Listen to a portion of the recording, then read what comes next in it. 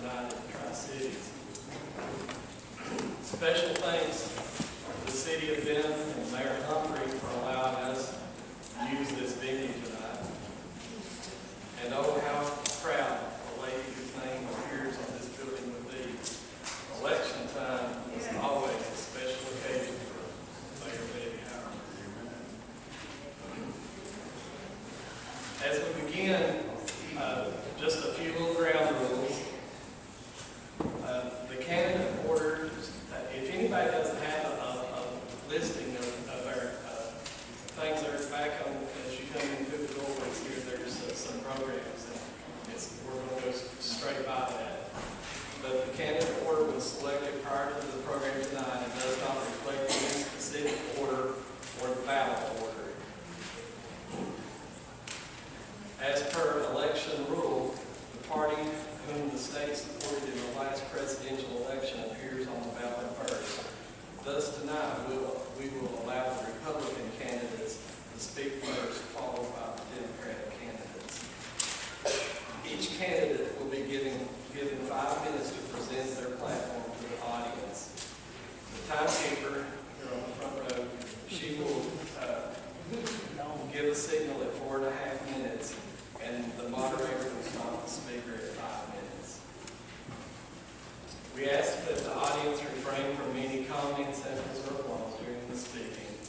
A brief applause will be appropriate at the conclusion of the speaker. And first, as the candidates come forward, you can actually use either door on the side to come up onto the stage. And our first speaker tonight will be State Representative Fitz Steele.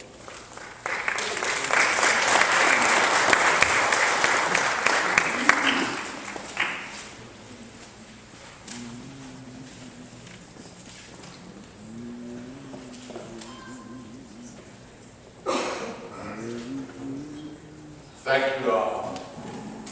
As you know, I'm State Representative Fitz Steele, going for my 4th term. I've been inherited by you all, and I hope you adopt me as the city of Harlan and the rest of them have. I'm your new Leslie.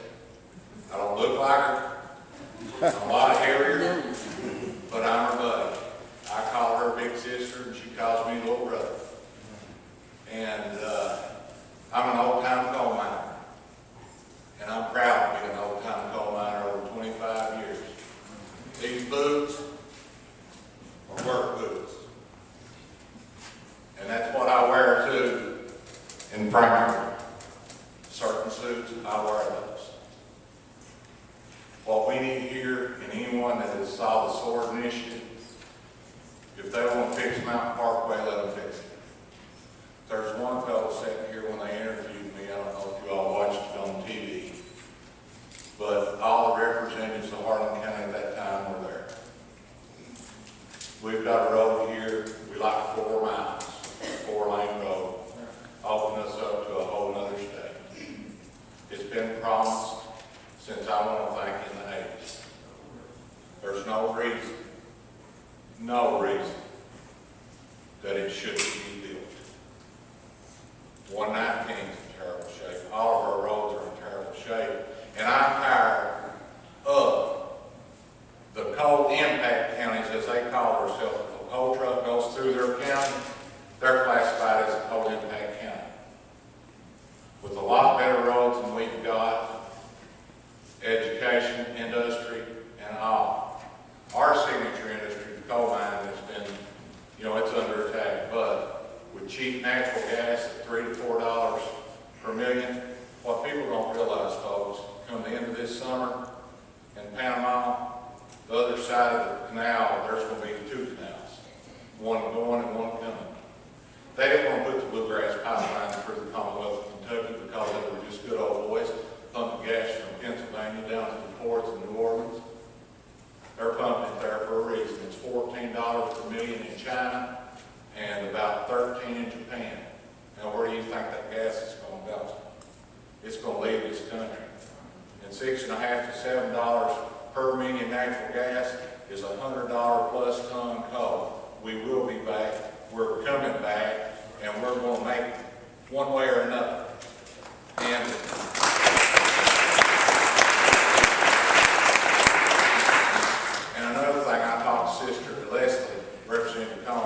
night before last. You've not lost her. She'll be with me, she'll be around me through the transition as I get used to you all and you all get used to me.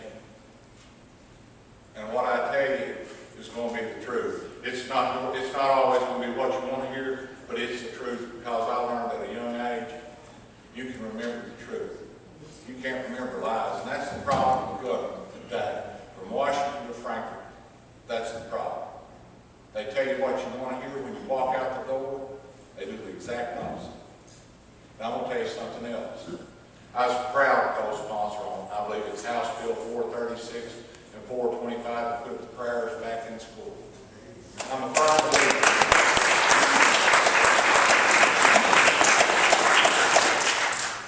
When you turn your back on God, you're in trouble. That's exactly right. And that's what this country and nation's doing, and the people. We voted out, we overrode last year the governor's veto the Religious Freedom Act. We got it out of our caucus, folks, by one vote. One vote. The people in central and further western and northwestern Kentucky, not to call them all names to cities, but they won the national championship last year. They're a lot different from us. Their beliefs and their actions are a whole lot different. They're getting new bridges, but I'm not calling them names. But luckily, one of their fellas, which he stopped the Stream Saver Act years ago when our coal mines were in threat, voted with us for the Religious Freedom Act. As your state representative, it's your office.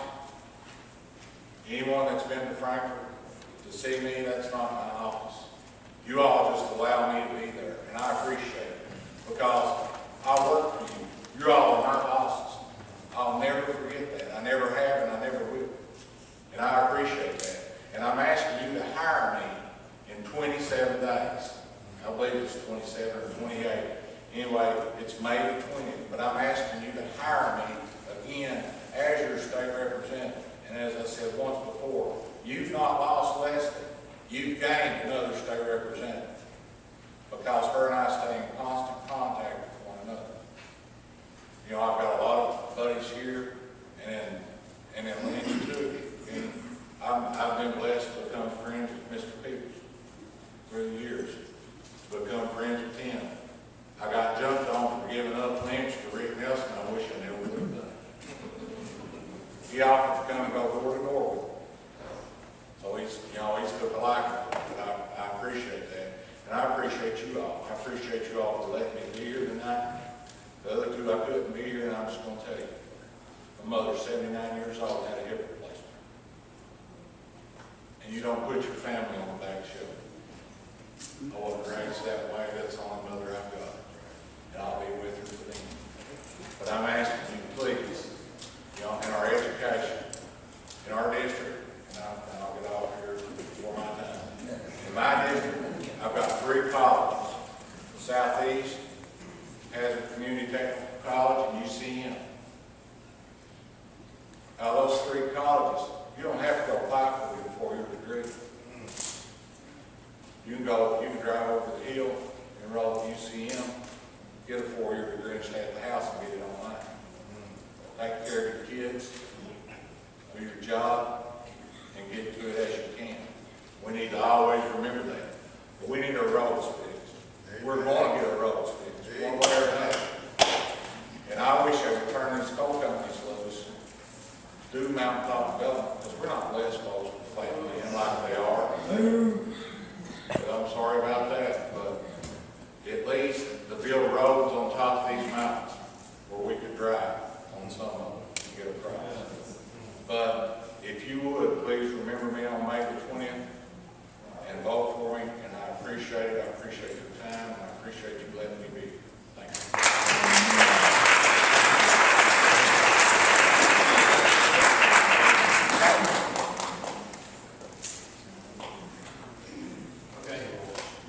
Speakers for tonight will be the candidates for Harlan County Circuit Court. This is a nonpartisan race, and there are 3 candidates for this office. The top 2 vote getters will move on to the November general election.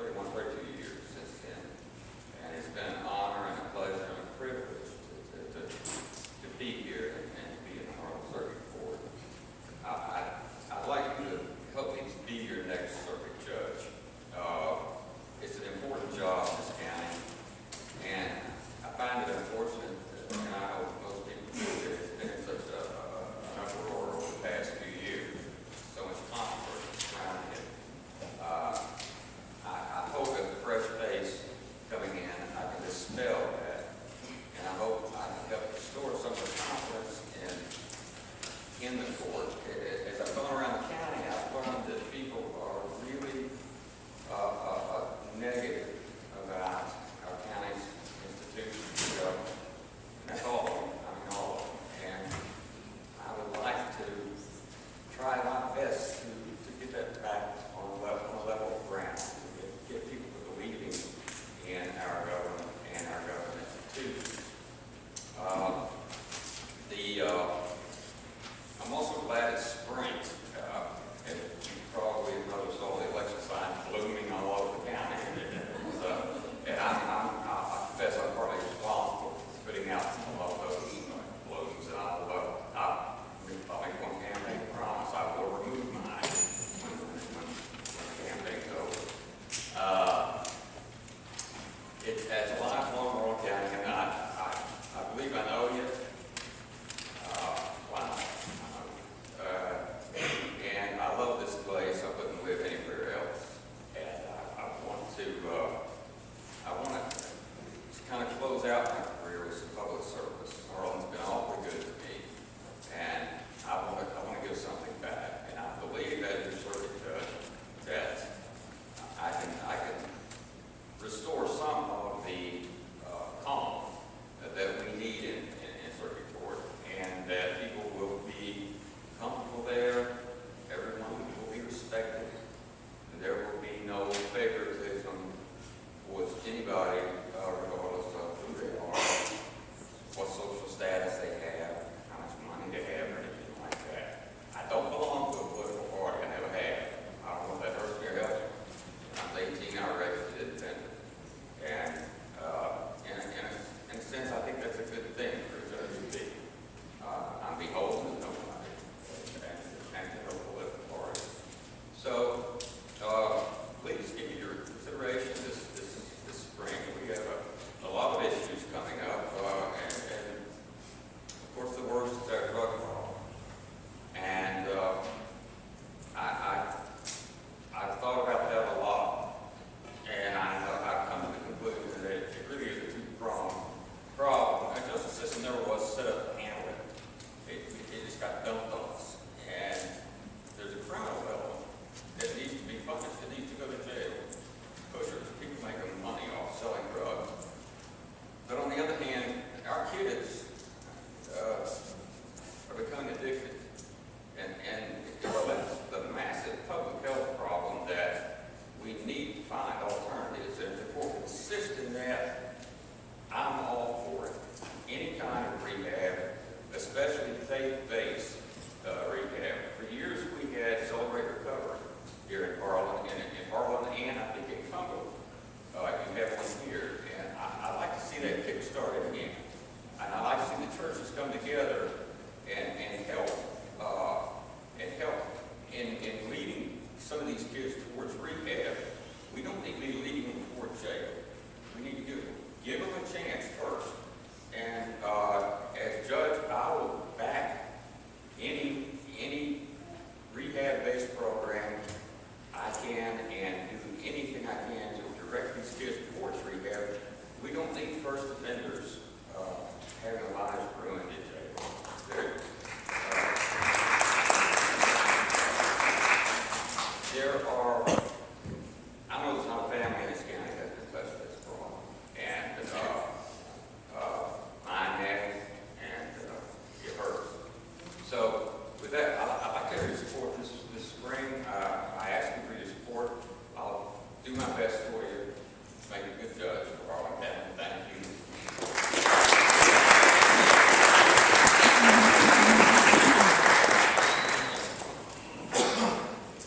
Our next speaker will be Karen Davenport.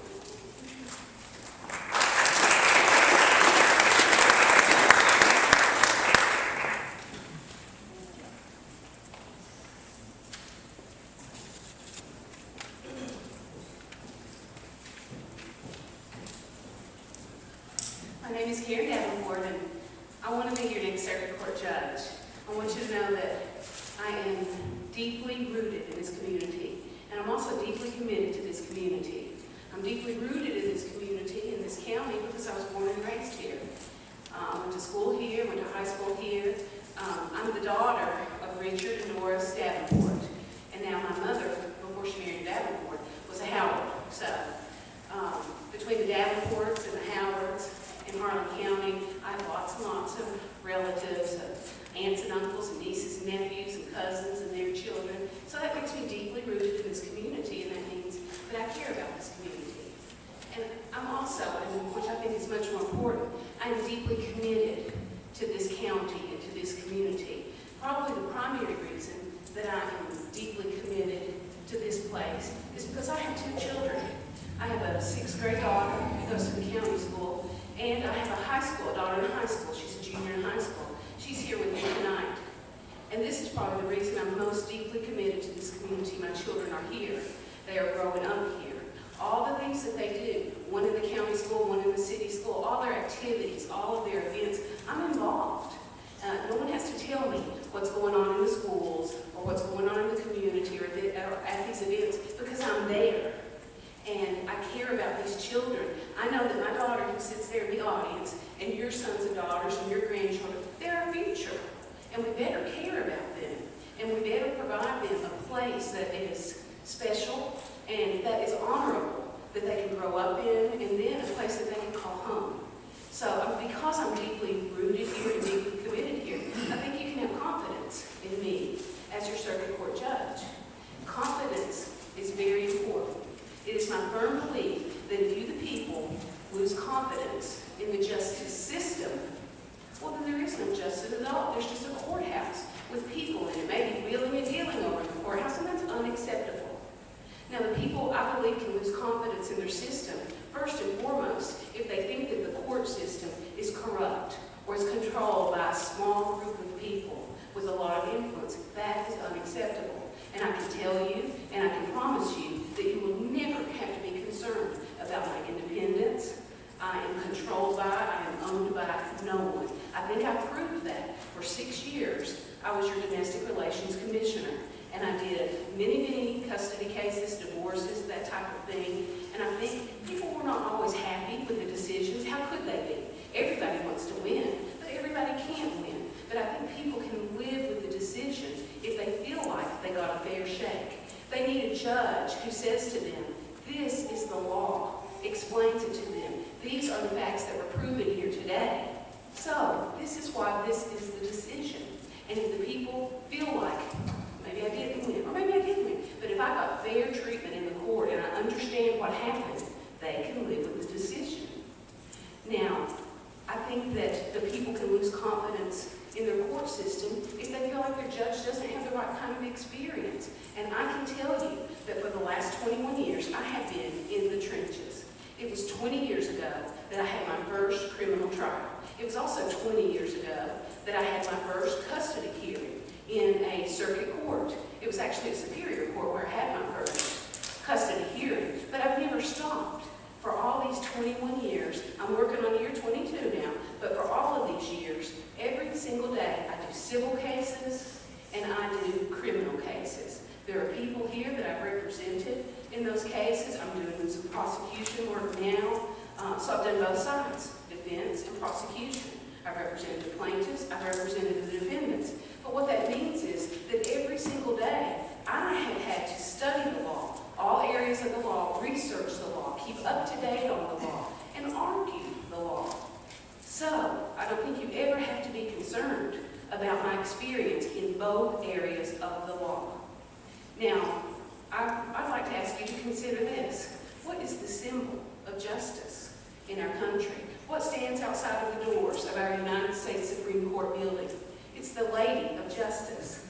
It's the lady with the blindfold on, holding up the scales of justice to weigh the evidence, to balance the interest of the people. And that's what I want to be for you. You can have that if you choose me. Thank you.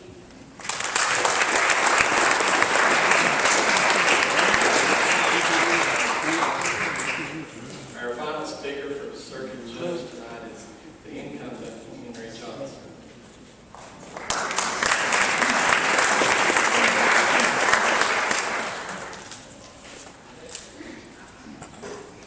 Hi, I'm here asking for your vote for circuit judge for me. I was appointed last July, and since then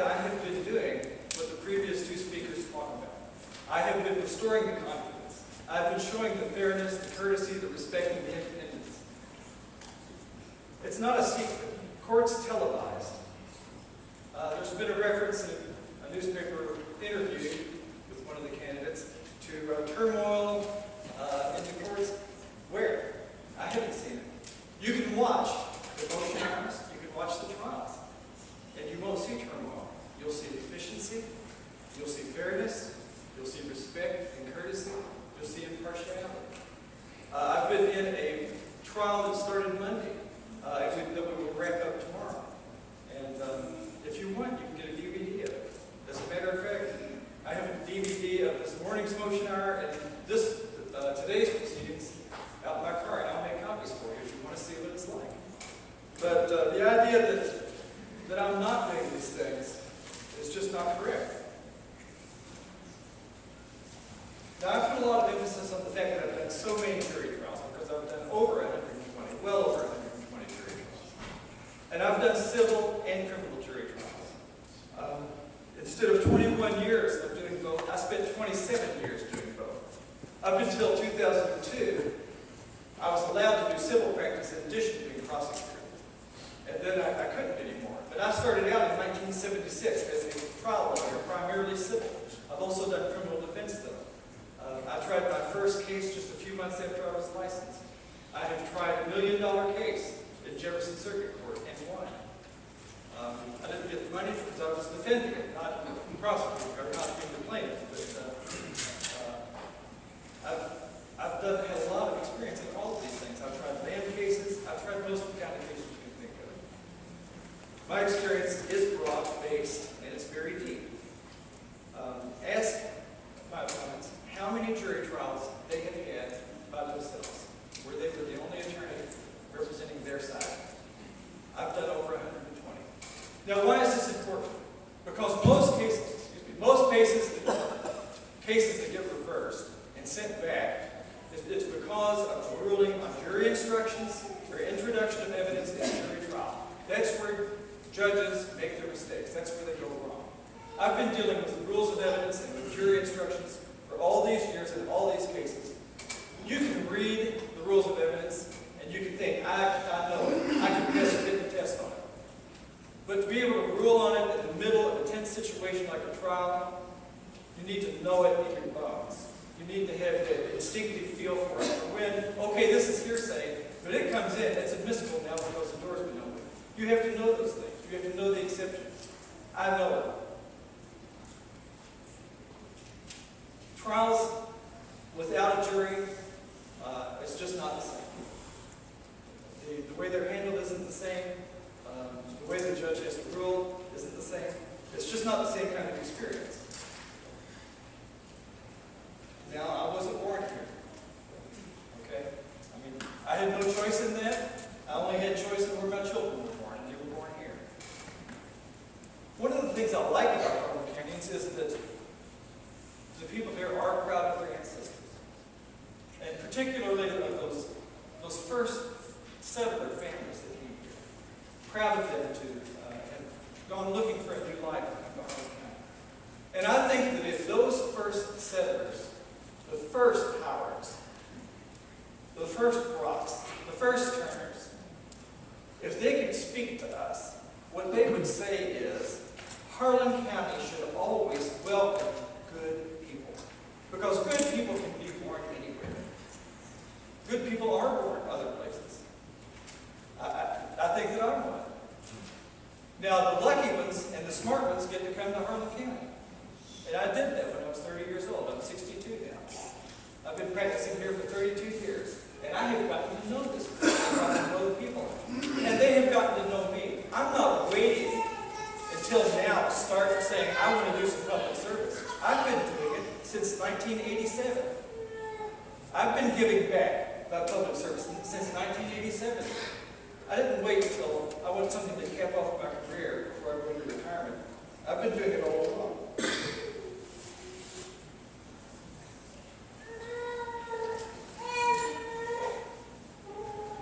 The program, that's it, okay. I was a part of the team that implemented the first drug court in Harlan County. I know what the programs are that are available.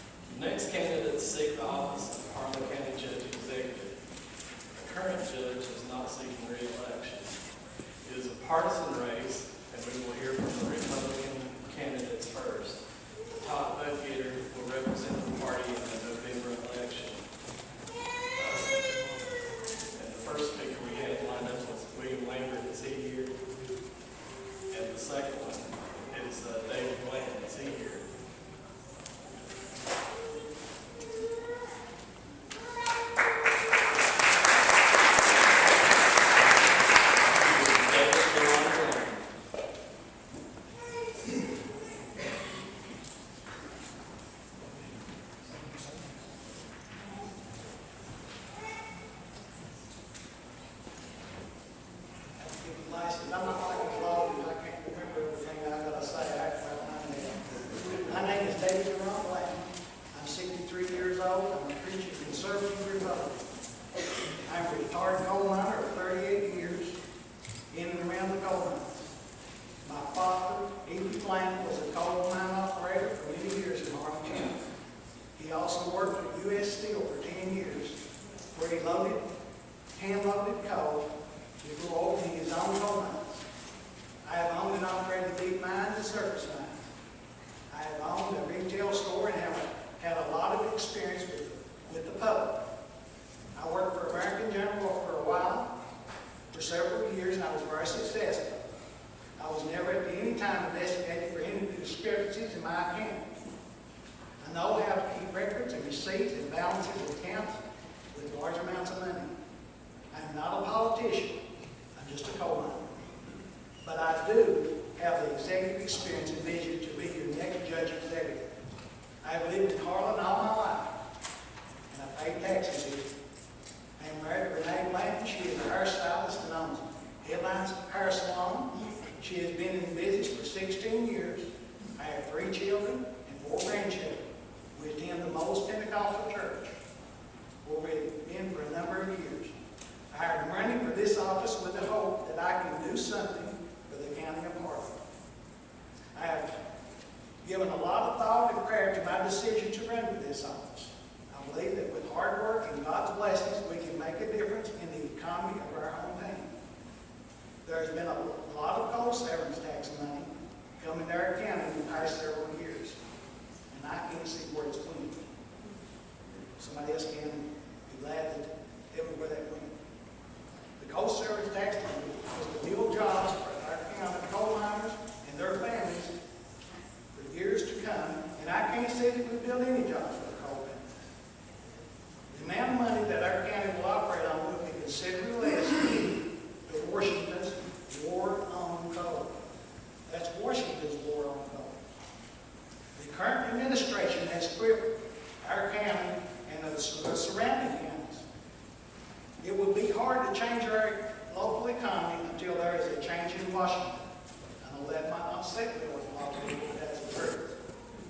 It's going to be a challenge to keep county government operating as usual, unless the jobs and income from the coal mining, but I would like to have an opportunity to try. I am often asked what I would do if I am elected. I am open to any and all suggestions to bring industry and tourism to our county. But we have an abundance of local resources, and we need to fight to utilize these resources for our families. If elected, I will be forthcoming with the accounts and money I am responsible for. I promise to be a good steward of your money and your county. I will perform all these duties of judge executive with integrity and honesty. And thank you for this opportunity.